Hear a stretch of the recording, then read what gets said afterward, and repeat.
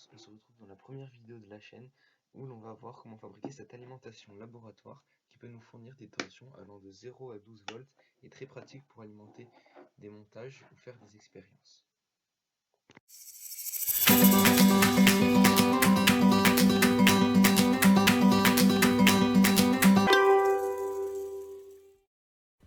Pour fabriquer notre alimentation laboratoire, nous allons utiliser une vieille alimentation de PC.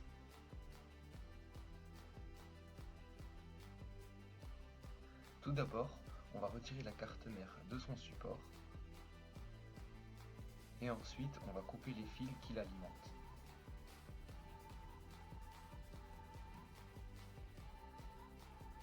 Après, on va couper tous les fils inutiles de sorte à garder qu'un seul ou deux fils de chaque couleur.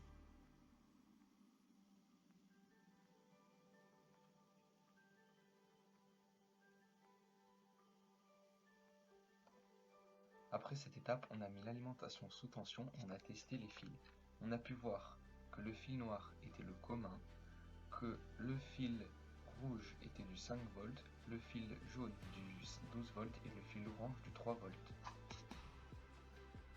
Et si on veut avoir des tensions autres que 3, 5 et 12 volts, on va utiliser un petit transistor régulateur LM317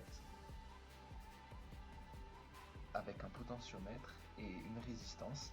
Il va nous permettre d'obtenir des tensions allant de 0 à... Le raccordement électrique de ce transistor est très simple. Il suffit de relier une résistance de 1 kΩ entre le collecteur et la base du transistor.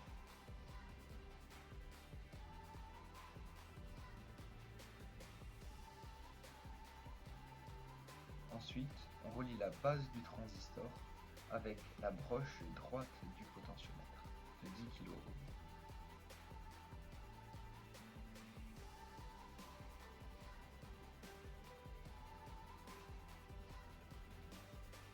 Après, il suffit de relier le plus 12 volts de l'alimentation sur la patte de droite du transistor et le moins de l'alimentation sur la patte du milieu du potentiomètre. Ensuite, il suffit de raccorder le plus d'un voltmètre sur la patte du milieu du transistor et le moins du voltmètre sur la patte du milieu du potentiomètre.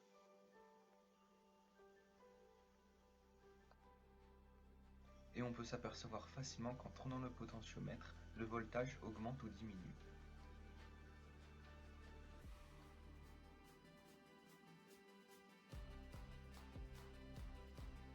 Le problème de ce transistor, c'est qu'il chauffe très vite. Donc pour remédier à cela, on va utiliser un petit radiateur et on va l'attacher dessus.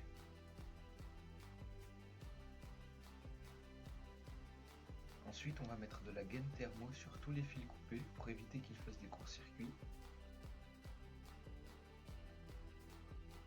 Et on va serrer les fils ensemble avec des colliers pour faire plus propre.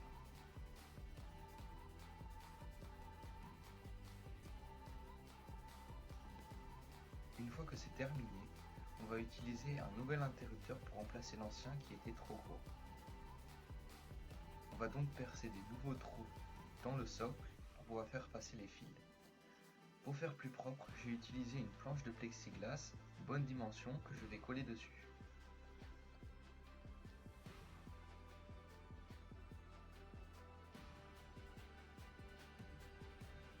Une fois terminé, on a enlevé les plastiques de protection.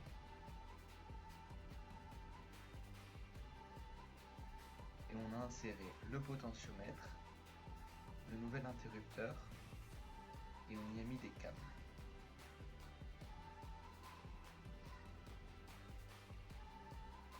On a aussi rajouté une LED où il y a une résistance sur la sortie 12 volts pour indiquer quand l'installation est en marche et on a fait des trous pour faire passer les câbles auxquels on a relié des pinces crocodiles.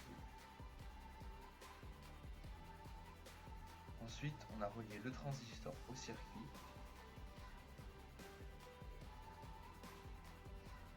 et on a relié tous les fils restants ensemble. On a aussi raccordé le ventilateur et la prise 220 volts. Après avoir fini, on a vérifié que tout marchait. On a mis l'alimentation en marche et on peut voir qu'une LED s'allume quand elle est en marche. Le potentiomètre et les pinces crocodiles, le commun et tous les plus. On a aussi rajouté un petit socle en carton pour les tenir et éviter qu'elles ne fassent des courts-circuits. Et voilà, après cette étape, on a remis le socle et on a mis des décors sur les faces extérieures.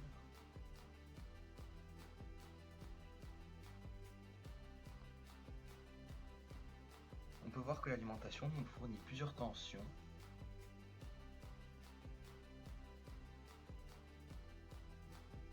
dont une réglable grâce au potentiomètre.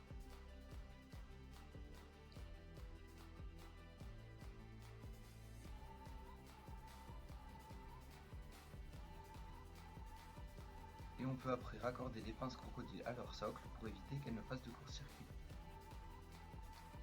Et voilà, cette vidéo est terminée, j'espère qu'elle vous aura plu et on se dit à bientôt pour une prochaine.